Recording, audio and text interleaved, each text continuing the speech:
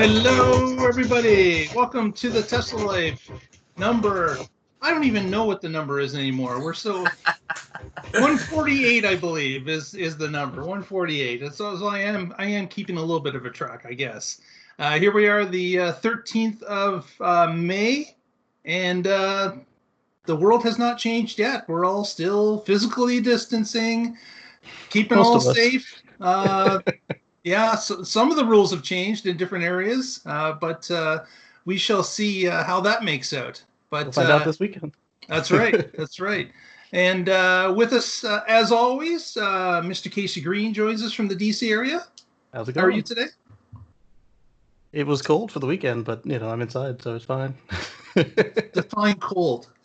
It went from like nearly 80 to freeze warning. Okay, wow. down to like the low 30s. Wow, that's pretty. I think right now we're in the middle, around 60 Fahrenheit or so. Yeah, I would agree. That's pretty drastic. Absolutely. Yeah.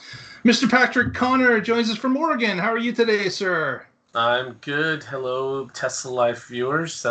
We are helping bring in a fossil-free, fuel-free future to you. And I can't say it every time. It's about 50-50 so far. I'm going to keep trying. That's great.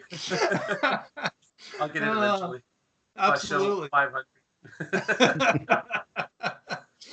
Well, this week, lots of news happening. Lots of comments. Lots of people spouting off on Twitter. I bet you can guess who's spouting off on Twitter. But we'll get to that. First story of the week, of course, is that part 2 of the Joe Rogan Elon interview happened this week, near the beginning of last week, actually, since we do the show on a Wednesday.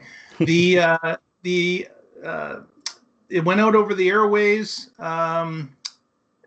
his show, and it was a 2-hour podcast. And during the podcast, it was a lot of information. The biggest topic, the longest topic, was surprisingly enough Neuralink that they got on. Yeah, so they got into a very deep conversation. Joe trying to learn, what will Neuralink really do for me? What's it going to do for the public? What, are we talking cyborgs here? What are we talking that this Neuralink is going to do? And Elon, of course, explained it with this is basically a small computer that's going to sit as part of your skull or on top of your skull, and it's going to have micro thin wires that go into the brain, into certain areas of the brain where the electrons can be picked up, where it can send signals out. And of course, the ultimate promise, which may not be the ultimate promise, but I guess it's the beginning promise, is that this is going to allow people that have difficulties from, maybe being paralyzed, maybe not being able to see, maybe not being able to operate all their limbs. Maybe they've been in an accident previously and some things have been severed. This is going to allow them to basically connect the nerves and nerve endings to the brain in a different manner, to allow people maybe to retrain themselves to use things that they haven't been able to use because the connection lines have been severed. Am I getting this right, guys? Is that what you heard as the major, like the starting point for Neuralink? Yeah. Yeah, they went off on a lot of different ways in which it could be used, and it's taking science fiction and trying to make it reality. Really interesting stuff. Now, what timelines will there be? Well, we all know Musk's timelines. Don't listen to that. But he talked about timelines too. He did. He was making some bold promises about when we will no longer need to actually use language. We'll just be able to communicate ideas directly through our Neuralinks. And they were somewhat aggressive. I was glad to see that he didn't earn himself any more investigations from NASA or the U.S. government or anybody. Yes, that was. It certainly meant he didn't get as much hype and attention on this, but that's okay. That's a good thing. There was no smoking that happened in this episode. Yeah. Another thing that was talked about at the beginning or near the beginning was, of course, about his personal life. They talked a little bit about his new baby and the baby's name and things of that nature. And then they got into properties, about his tweets that have happened recently, about him saying that he's going to get rid of his worldly possessions. And Joe had asked him some detail about that. What were you thinking? And he came out with an interesting answer that made sense to me, where he was saying, you know what? I really don't need as many homes as I have now. He talked about the street he was on, the Gene Wilder home that he currently lives in. He talked about the street, the current street. There was a house across from him that was going to be going under construction. So out of a need for him not wanting to hear construction for 2 years straight, he decided to buy the property as it was, just so things would stay quiet. And as time went along, he bought a few more on the street. And now he's at the point where he's saying, I don't even want all these houses. There's no need for that. And he goes, what's my ultimate goal? And his ultimate goal, as we've heard before, is to get humanity to Mars. So he basically said, do I need these homes, or do I want to focus my effort on getting to Mars, putting my resources into providing a way for humanity to leave the Earth, get to another planet in the solar system?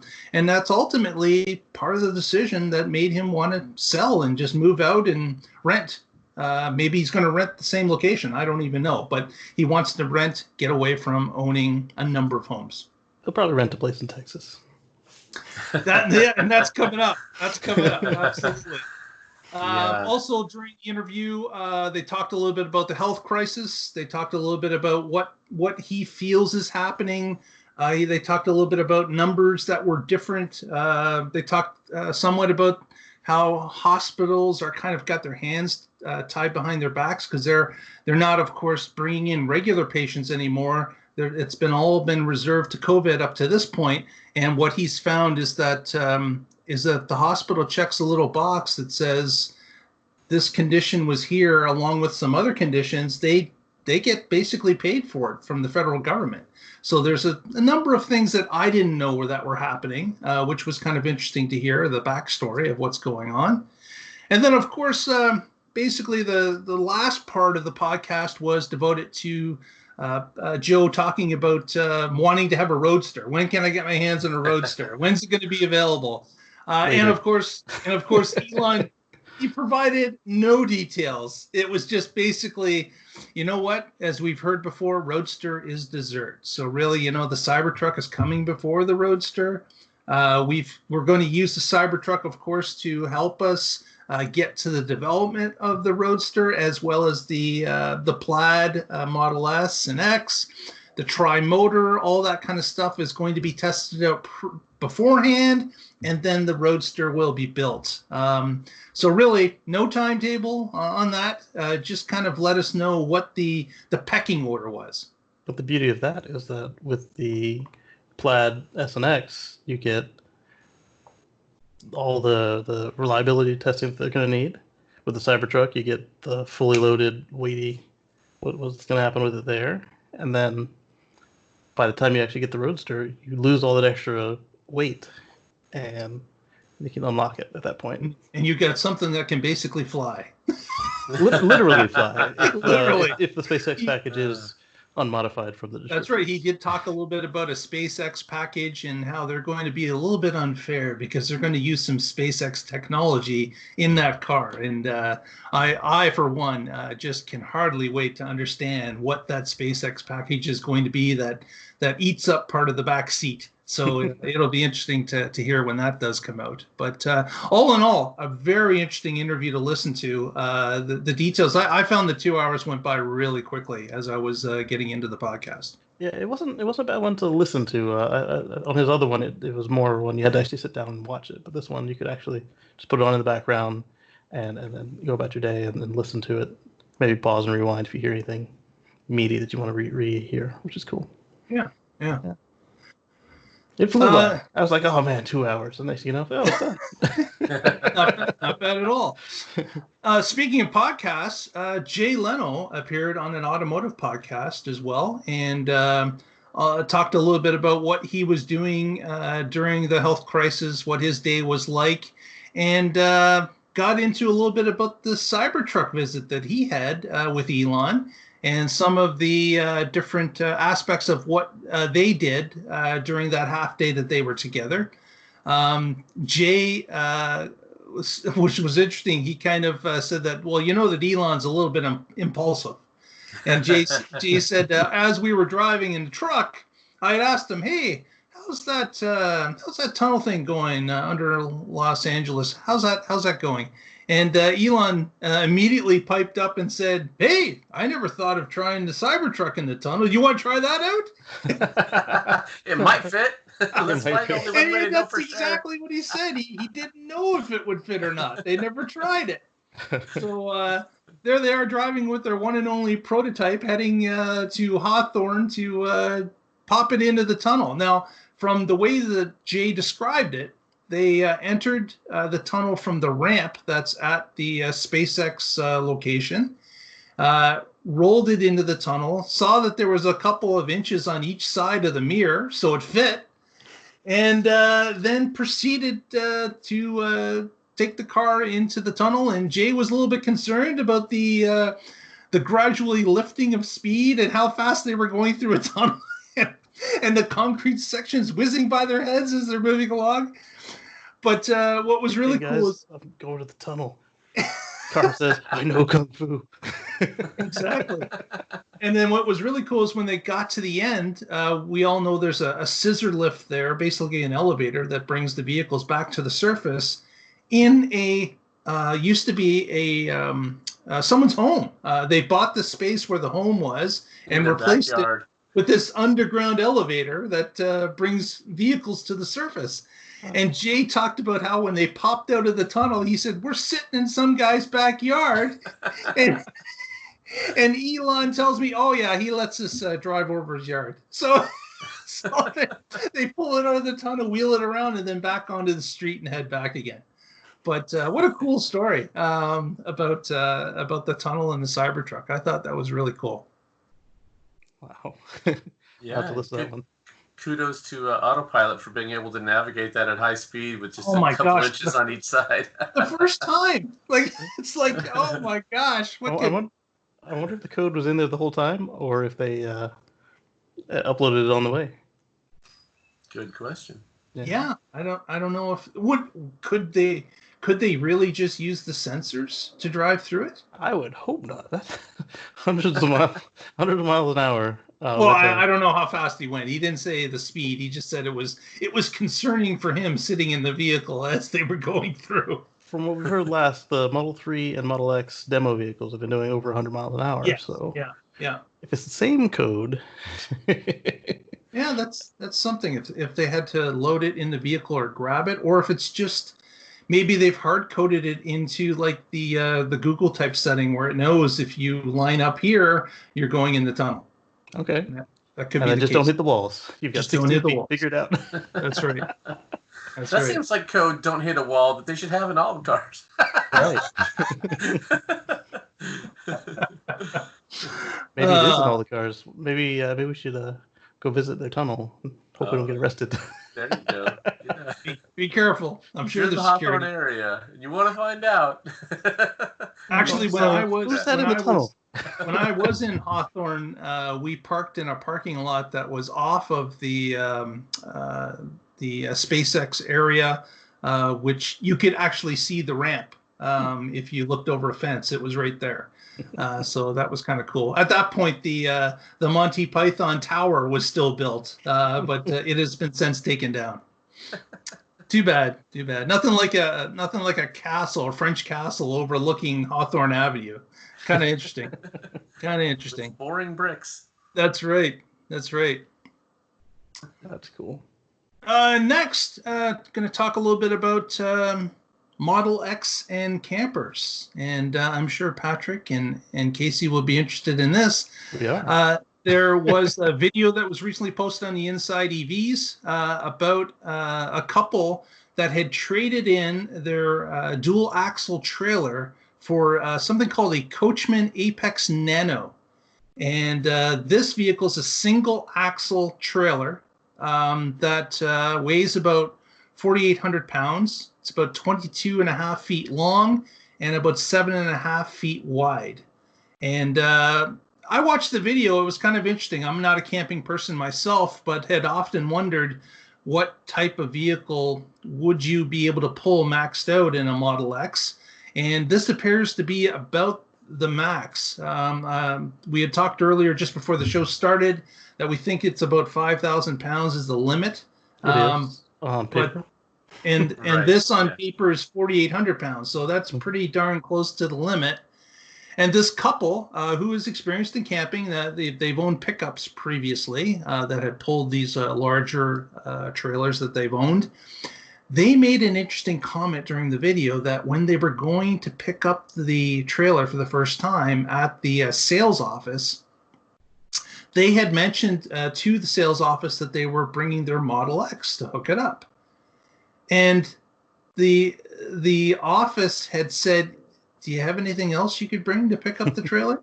Because they were not familiar with the Model X at all, and were concerned about them taking it off their lot in a Model X. And Patrick, of course, stated to me, why would they care? It's the person bought it. It's theirs. They can do whatever they want. Yeah. I did have the same concerns expressed towards myself when I rented those U-Haul trailers.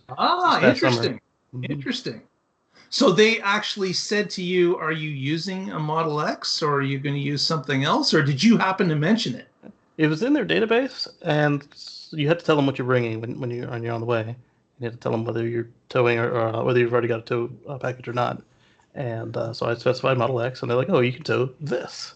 Dual axle, 12-foot, blah, blah, max 5,000 pounds. And but none of the clerks had ever seen it when they were hooking the trailer out. They're like, okay. Right, so that makes sense. Yeah, the Yeah. vehicle has a rating. They looked it up, and they're only going to allow you to pull something that's within that rating. So U-Haul's doing Which is it their right. biggest thing, but yeah, exactly. Right. But these guys who are just like, oh, I've never heard of that. You can't bring that. That's worse. Yeah. ignorant hate. I mean, that's just stupid. Yeah. I would reconsider where I was Well, where I would make my purchase if they'd said something like that to me. Right. Okay, Well, at this point, of course, they'd already purchased it. And of course, they do own a pickup truck anyways. So it was no big deal to them. They had made the calculations that the Model X could move this trailer based on its tongue weight, based on its size. And they determined that that's the trailer they wanted for their X and bought it specifically because they downgraded in size from the previous trailer they had to this because they knew they were going to use the X. X was going to be what they moved this around in. Mm-hmm. Then after picking it up in their pickup truck, bringing it back to their house, hooking it up to the X, and then they did some mileage tests and they started to let me guess. Yeah, what do you think? With the U-Haul, I could not skip any superchargers unless I went slower than the speed limit by a significant margin. So I'm going to say 150 to 200 at the most, if they went slow. How about 300? No, what's the watt hours? Oh, the watt hours per mile? 800, 700, 900, 1,000. Yeah, depending how fast you go. There's over 800. Yep. Wow. As they pulled this thing around, they determined, of course, that they would have the capability of stopping at different superchargers to go to the camping site that they desired to go to, or the ones that they go to in the past. But they were shocked that it was basically 3 times the watt hours per mile that they were used to in the X, of course, driving with no trailer. But that's a great big wind block back there. It is. So I had a pop-up camper, and when that one's down, I didn't have anywhere near 800 or 1,000. It was probably closer to 600, 500. So it was nowhere near as bad as what they were seeing. Yep. So my most efficient towing that U-Haul box trailer, the large one, fully loaded, was within 50 watt hours per mile of when I take it to the racetrack. Wow. Yeah, the racetrack was less efficient than the trailer. Okay. Yeah, and this is why the truck, the Cybertruck, is going to have a significant range when you're not towing, Right. because they need all that battery power for when you are towing. So you might be able to, on the top end, get 600 miles of range out of it. Now, if you're pulling, 10,000 pounds, that's going to be a lot less. Yep. Model 3 Absolutely. mid-range. But That's what I'm thinking. it's when you think about it, you think about how Teslas are designed now. In fact, all electric cars are designed to slip through the air as slippery as they can, because of course those aerodynamics help greatly when it comes to range, when it comes to how much fuel they're basically using, how many electrons. And you, as Patrick said, you put up basically a big billboard behind you that you're pulling that's, as aerodynamic as a brick.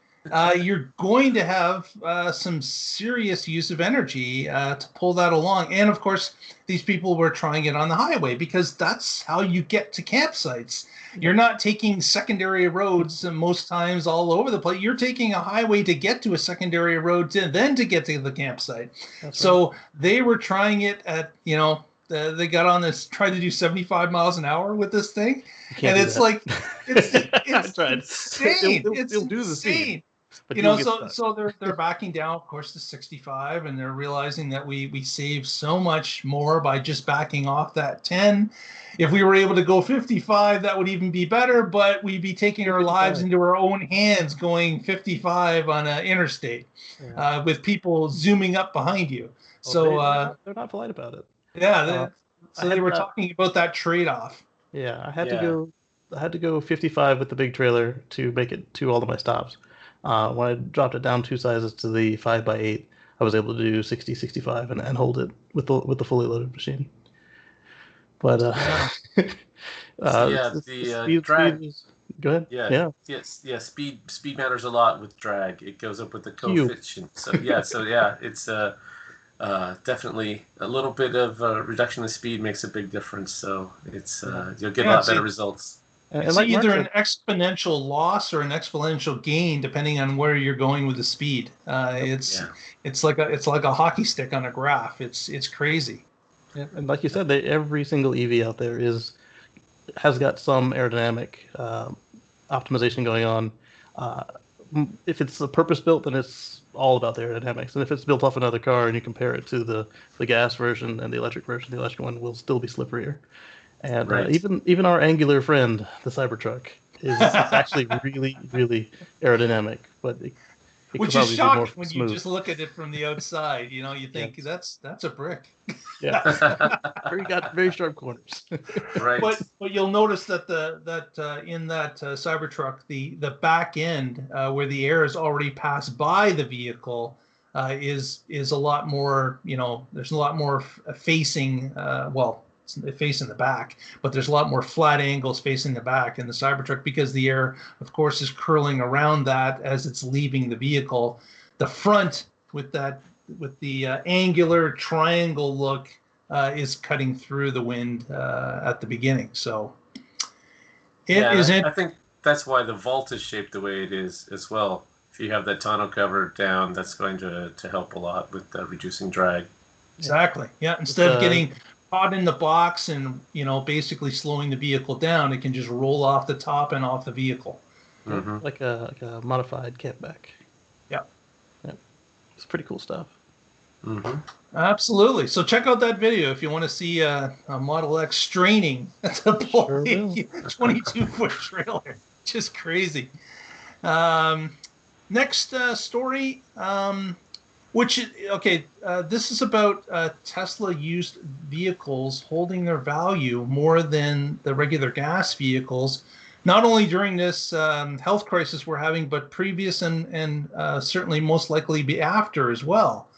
But this is kind of interesting because I've had a Model 3 now for coming up on 2 years in a couple weeks, and I had thought about maybe when we trade in one of our other cars, maybe we would try to get a Model 3 used version, maybe 3 years old, see if we can get something that's downgraded in the price. Thinking about gas vehicles, everyone knows that after about 3 years and 30,000 miles, the price basically drops by about 40, maybe 45%. That does not appear to be the case for the Model 3, certainly after 2 years have gone by. And it's also not the case for even a Model S after just 3 years. So it's interesting that these EVs are holding their value longer than the gasoline cars. And I was wondering if you guys had experienced that. Have you been looking into prices over the time that you've owned a vehicle? Sure have. So my Model S I bought and drove it around for 35, 40,000 miles.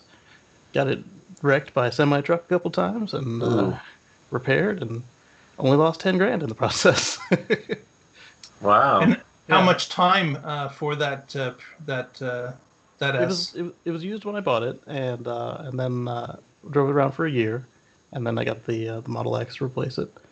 And from what I'm hearing, the Model 3 used cars are more expensive than the new ones, and most Crazy of the talk. it is Yeah. it is most of the Model X's I find are just a slight decrease, and then the my dad found one that was like 30. It was a a P90D, and I checked the books on it, and it should have been around 65 to start to 70, which is still phenomenal because that's a 2016 Model X P90D, which is just unfathomable that it holds its value so long.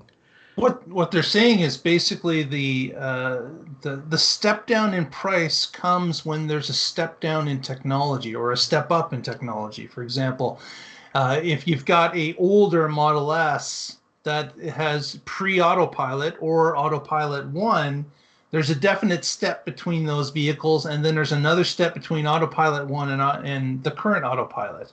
Right. So you've got, when the technology's not quite there or up to spec as to what you can purchase today, that's when the step seems to occur in pricing. So, and that's part of why the Model X's hold their value as well as they do, despite being so old and the miles, is there is no Model X that ships without some version of autopilot. And depending on who the customer is, they might only want the help on the highway. And so you won't have as big a penalty for not having the full self-driving computer or the autopilot 2.5, which you can upgrade to the full self-driving. Exactly. Whereas with the Model S, they do get down to the 20s, but you can get them without autopilot at all, not just where it's turned off. Yeah. Yep. Yeah, a friend of mine, that's how he got his Tesla, was he bought one without autopilot because he's like, well, I want to drive it, and it's an awesome car. Why would I want to let it drive itself? I want to be there. It's a driver's machine. I like them both. Yeah, and I'm like, great, good for you. That allows you to get a vehicle that you're going to love at a really affordable price. Go for it. Yeah, and then their continuous improvement process, that helps a lot. I was watching Monroe Live again this morning, and he was showing the difference between the shipping boards on the first Model 3s and the first Model Ys, and they're the same shape and they're the same function, but they did not stop when the car came out, and they don't just go from model year to model year. And so because nobody really knows what's in there, you don't have that massive drop from year to year that you get with the traditional automakers, which is yeah. So you're right. It's when it's the big milestone features, like a version of autopilot, that's more important than the model year. Yes, and then that's the other beauty of it, is just because the technology's gotten better doesn't necessarily mean that the car is worse. It's like my Model X and then a small batch of Model X's that came after mine still have the ventilated seats. But they don't all have the ventilated seats. So even the brand new one is like, you get like tenths of a second faster than mine. But you've got a seat that's going to give you swamp butt. So it's like...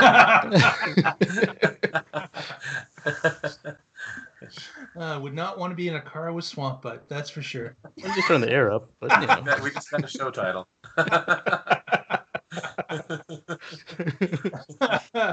Exactly. Ludicrous swamp butt.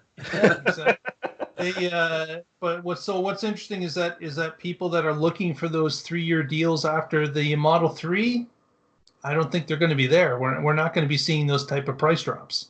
They weren't leasing the Model 3s right away, right? And even when they did start leasing them, they Correct. aren't reselling them. The Tesla owns all the leases when they get turned in on the Model 3. Mm-hmm. Interesting.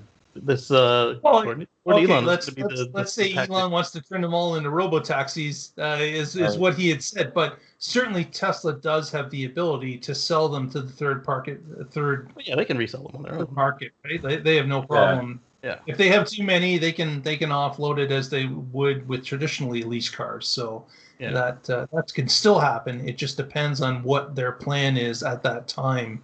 And you're right; they weren't initially leasing them out of the gate. It took quite some time before the lease showed up, maybe a year before the leases started to show. Yeah. So I'm wondering then, with this situation we're going through, if that's going to mean that there are going to be some of the lease turn-ins available for sale, or if they still plan to have full self-drive and the robotaxi ready in time, that they're not sitting on inventory. I think they will look at what's happening at the point when those leases start to come in, and they'll make a snap judgment at that point as to whether or not they're going to blow them out or keep them themselves. All the loaners become Model 3s. Exactly. Oh yeah, that's they could do with a loaner upgraded at a few places. Yeah. Or the return to the loaner program in some places, right here. Mm-hmm. Exactly. Mm-hmm. So we'll keep our eye on that. I am certainly looking for a deal maybe in about a year. So I will continue to watch. But after the first year, I noticed that Model 3 prices, used ones, were only about, they were pretty darn close to break even or maybe 5% down. That's it. Yep. So it wasn't on the wasn't, trim. Yeah, because some of them are still more expensive. Anything to write home about at that point. So year 2, same story. Not a whole lot of difference. We may be down 7, 8, 9%, but not as typical cars lose their value. So one other thing on this subject is on my last firmware update video, I noticed that Tesla is continuing to improve the About My Car page. So now they don't just have that link that tells you what your computer is, what your home link is.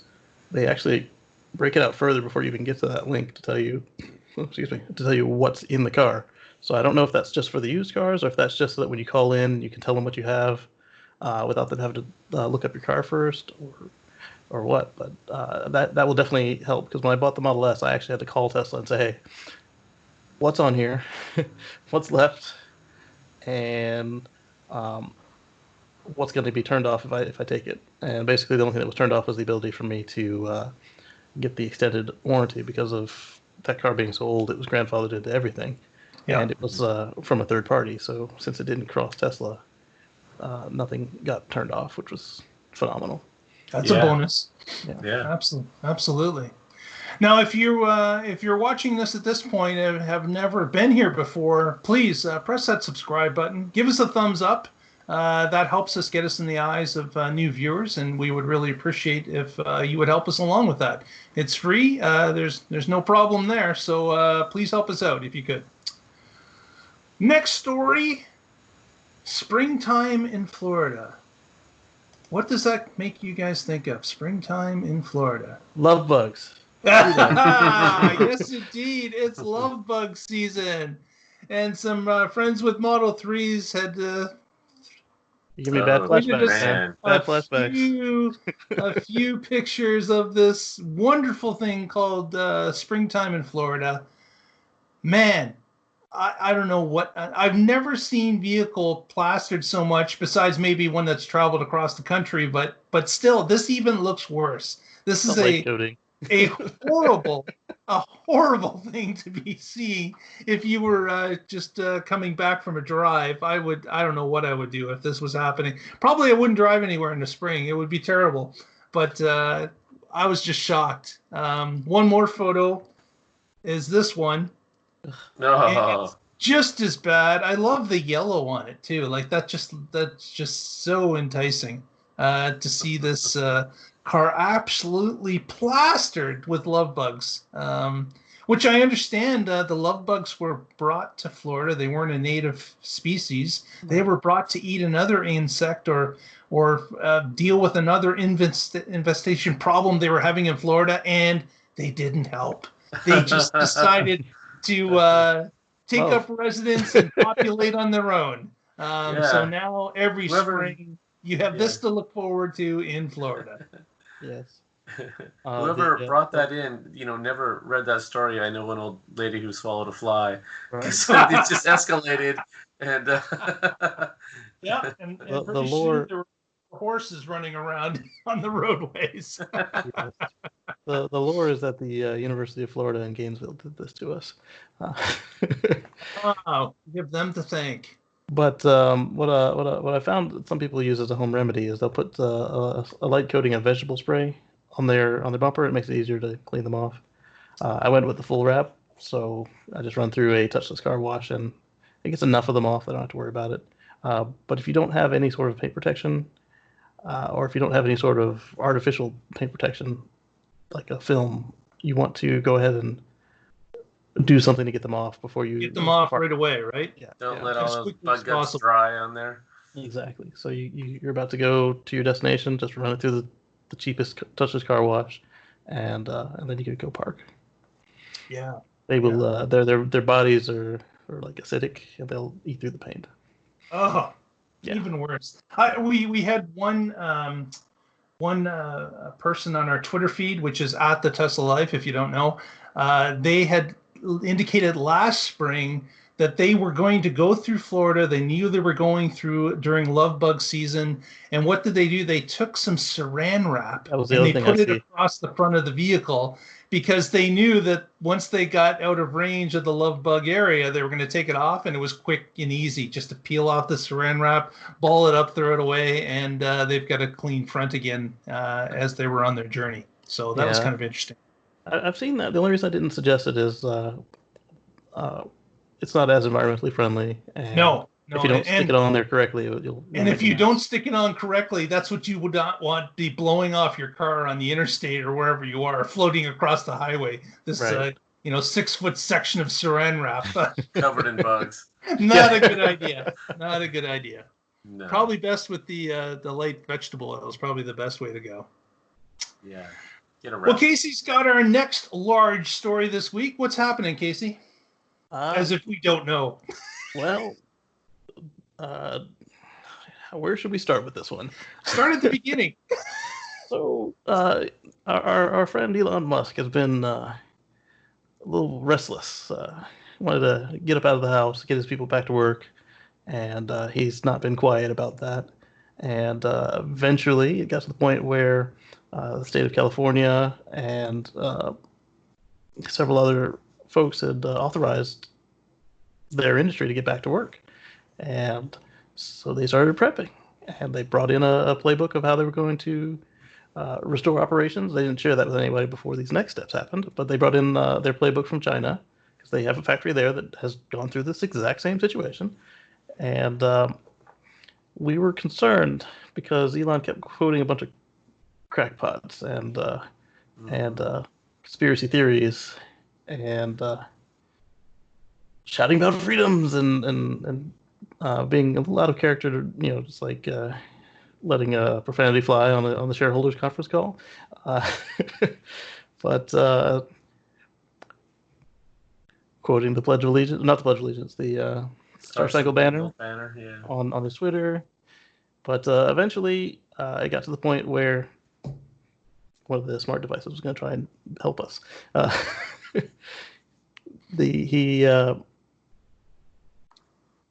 It got to the point where he got into a spat with a civil servant and a politician.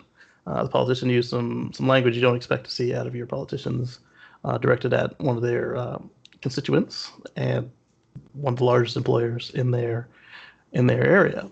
And then the civil servant sounded Lorena Gonzalez, a Democrat lawmaker from San Diego.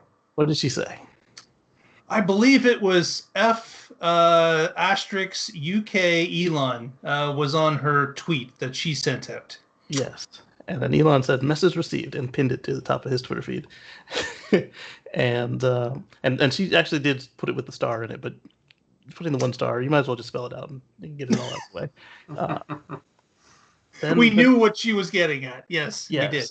And then the civil servant it sounded like he had his ego bruised, like a bad teacher or a less than useful parent trying to teach a child a lesson. Well, like of course, he was called out by Elon, right? He was called out that this guy because he was being a obstructionist, yeah. was a not even the he's not an elected official. Right, right. He is someone that's appointed, and he was a substitute for someone that was appointed. Oh, I didn't realize he was a substitute. So Yeah. it was like he was an intern in that position. There was no one to fill the shoes. He was in it. It was his call. Yeah. So with that call, he was slow walking the company. The company said they've been trying to work with him, and he says, "Oh yeah, we're working with them," but when you hear the company side of it, it's like working didn't mean that he was actively working. It was just like very slow contacts sporadically. So Elon called him out, and then eventually Elon said, "F it, we're going to the factory." He said he put out a tweet, said, "Arrest me if you come in here, not my people." And then he sent a nice email to get everybody back to work. But in between all of this, as the two government entity, the two government people, the Lorena and the substitute guy, were doing their machinations, that's when we got the was it 18-page PDF on how they're going to get back to work safely? Yeah, they had a plan book that apparently they had sent to the health department that they were saying, here's our plan. This is what we've used in China. We've modified it somewhat to work here in Fremont. Yeah. But this is what the plan is now. And they sent that over pretty early. We just didn't see it until the public didn't see it until after the fact. Yeah. But it was interesting that after the Elon tweet came out, that's when a number of other representatives from the state and other states too, all the way up, and all the way up to Trump replied back, siding with Elon that you guys should really work to get the plant open. The Governor Newsom of California, he was first to get in there and indicate that even during one of his daily health crisis news conferences, talked about the issue that they should be able to work between the state, between Tesla, between the county to come up with some sort of a solution that works for all. And then from that, it rolled out to some other states that were going, yeah, I really hope Elon does leave, because we'll take him here in Texas. We'll take him here in Florida. Yes. We'll take him here in Nevada. There were many that were adding to that news chime. But and then finally, Trump tweeted in on it as well. So, that was interesting. Yeah, so they went ahead and opened, and nobody came and knocked down the door. And lo and behold, this morning, Alameda County goes ahead and gives their blessing for Tesla to open officially after they had already been open for 36 hours. Right. And I mean, I was, until I saw that document, at that point, my concerns were assuaged. I was like, yeah, okay, this makes sense. They're not just willy-nilly going at it like all the crazies we see protesting, and not that there's anything wrong with protesting, but that they were doing it unsafely. We know this thing is a silent killer. We know this thing is out there, and you see them with no masks, no social distance, none of that. But then when you saw Tesla's plan, was very deliberate. I said, hey, I'm no epidemiologist, but that looks like it was concerned. It looks like it was thorough. It looks like they covered all their bases. Unless an epidemiologist comes out and says, this is not good enough, I'll go ahead and take them at their face value, because one, like we already know, it's already in use in China. And the other part that got me about that was, as I said, I'm not an epidemiologist, and the guy holding it up with the bruised ego, he also was not an epidemiologist. So I was like, well, I mean, they've done their due diligence. Unless somebody else comes in and says, no, this is not good enough because of X, Y, and Z. As much as I don't like Elon quoting crackpots and conspiracy theories, that part doesn't look so crazy to me. And apparently the county had enough egg on their face that they just went ahead and said, yes, this is good enough, and let them on through. Yeah, so that's the part that I was... It wasn't just that they wanted to that Musk wanted to open the factory willy-nilly, and I want it now. They had a detailed plan, like you said. They've used it in China. They've been working with the county so that they could open, and then they didn't. The county wouldn't allow them. It's like, okay, we've made this plan. We've given you the plan. You've reviewed the plan. All the other automakers are opening. I mean, I certainly don't want to go to work in an unsafe environment, but there are plenty of people that do want to get back to work if they know they can be put in a relatively safe position where they're, like you said, social distances is being practiced, the environment is being cleaned. Thermal cameras at the entrance. Yeah, exactly. Yeah. Yeah. So when you have all of these things in place, it's reasonable then that you can actually go and do your job. So if it was just, oh, this isn't real, let's just all get back to work, and then I would have serious concerns. And this could blow up in Musk's face. They could have a massive breakout, and a bunch of the workers could get sick, and it's going to make him look very irresponsible, even if they were doing it the right way, just because he was driving so hard for it. We saw this happen recently in a call center. I was looking at the map. They colored all the seats in blue for all the places where everybody in this call center contracted COVID-19. And it hit home because the layout is very similar to the open office that I work in at my day job. And I was like, yeah, let's not gung-ho on this opening for us. Let's make sure they get something in, make sure it is approved by somebody, make sure that they've actually done their due diligence to protect us, because they've looked at the airflow, they've looked at what happens in the actual physical space. Yeah. But you're right, Patrick. I know that when we talked about this last week, it sounded like a lot of the information was not privy at that time, and we were looking at it just from the fact that we know what type of issue this health crisis is. We know. We know it's serious business. We know that you want your workers to be safe. It's good to see that Elon and group was working with the county with a plan for, it looks like, a couple of weeks of consultation back and forth about what had worked for them, what they were proposing, and I'm sure the county had a counter proposal of things that they might want them to change or tweak.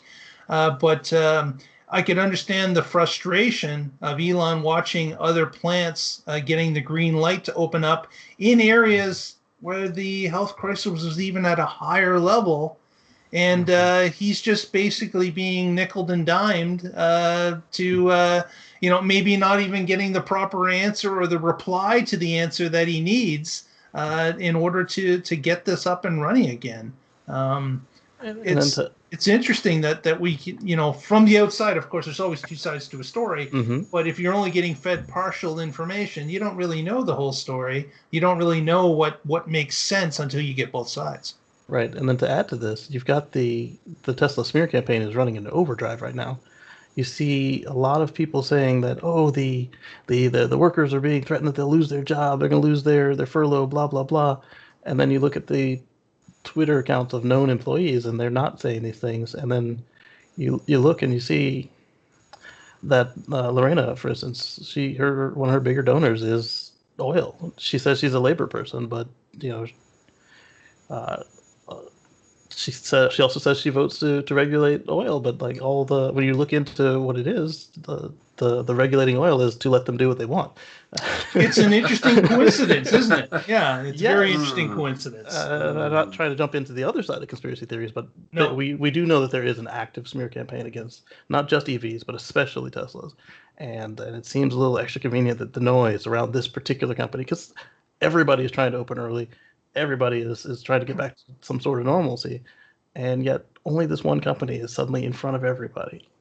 Well, I think this type of thing will start to go away as well. I was glad to see that Newsom got in on this as the governor of California, got squarely behind Tesla, and I knew at that point things were probably going to change based on his backing. But another thing that's going to change this entire dynamic is that Elon, through this Twitter thing, said he was moving. He was taking the headquarters out.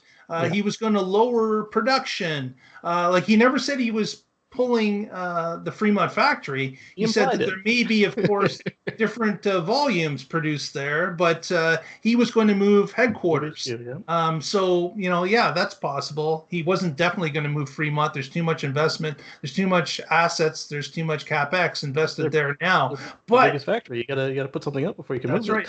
But if you open a new factory somewhere in the central U.S., Texas being the biggest bet, you are then going to start to loosen loosen the constraints as to what California can do and cannot do based on their regulations. So at least you will have the option of a second plant that's up and running at another point in the U.S. that can keep you afloat or keep cash flow going, and you're not as concerned as you were before. You open up a third one, and then all of a sudden all bets are off. You can basically move production around. You can keep things going at a much nicer clip if any one region has been affected by something as we've experienced recently. And it makes his force majeure event that he keeps warning us about every quarter, makes it a much larger event once you've spread yourself out across the globe.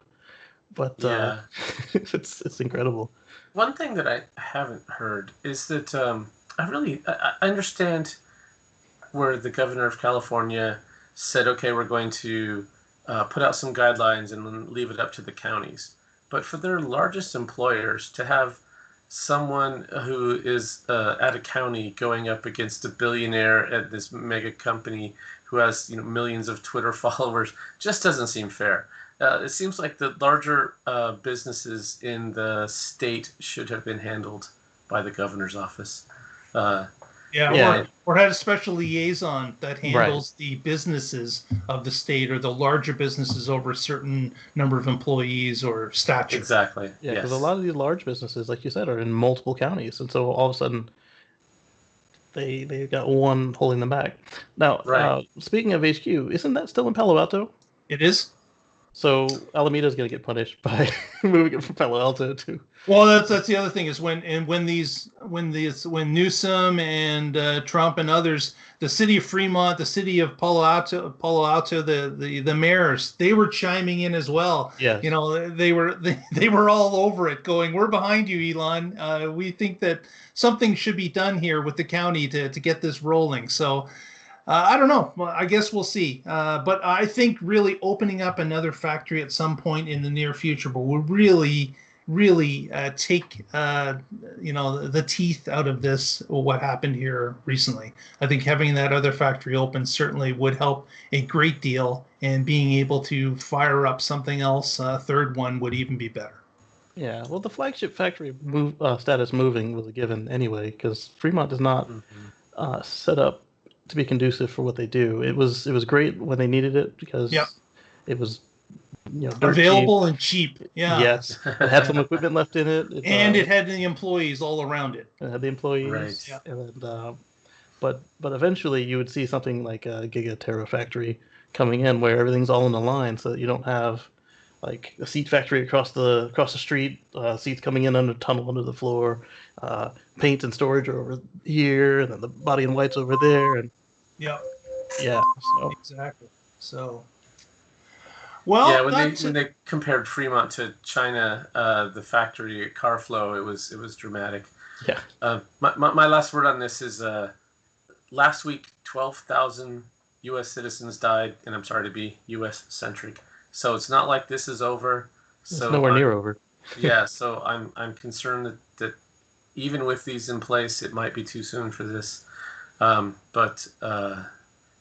So if you have the option to not go into the office and you can do your work from home, please take advantage of that and help keep yourself safe, your family safe, and everybody else. Yeah, the second wave is likely to be way worse than anything we've seen if we're not careful. We saw it happen numerous times, most recently being the 1918 flu, which was incredible. Yeah, second wave was much worse, but hopefully, and it was the same situation. I understand some people aren't getting paid. Some people are not able to buy food. Some people have to work. They're living paycheck to paycheck before this happened, and they don't have savings to fall back upon, and I understand, but it's such a tough thing to weigh livelihood with real life. Like people are weighing these options today. I hope everyone's safe out there. I'm hoping that this start of reopening, we can tailor it in such a way that we're not putting everyone at risk. We're not putting anyone at risk, but realistically, there are people that are going to be at risk. It's just the way it works.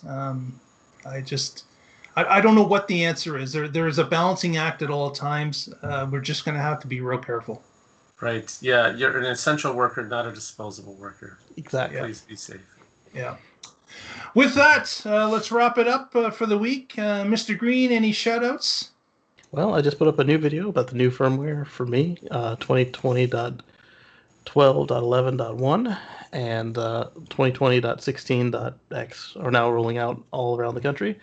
So as soon as I get a copy of whatever's next, I'll make another new video, but you can find me on YouTube at youtube.com/KCGreen. That's KACEYGREEN. This one was one of my shorter in-depth videos just because it was a true bug fix video, or bug fix update, but not a LoveBug. Right, not a LoveBug. And as I find more, I'll point them out. Like I did with this one, I found out that they had started to put more on the about page for your vehicle. Like, what's in there? It's pretty cool stuff. Very good, very good, Mr. Connor. Any shoutouts? Sure, I will give a plug to my blog, carswithcords.net, where I occasionally blog. Take a peruse, and you can actually see my Model X pulling my pop-up camper. That's on there if you're interested. I didn't quite have the I have it set up right. The camper, if you look, the camper's too low. I fixed it after the photo. Good to point out. You don't want to get hate mail about how it's not set up properly. Right. Yeah, absolutely. We'd like to thank Mr. Lee Moon, of course, for providing our music that we use for show start and show stop. We would also like, if you haven't clicked the like button by now, please give us a like, give us a thumbs up, and subscribe if you haven't. And so we will see you again and find out what's going on next week in the Tesla life.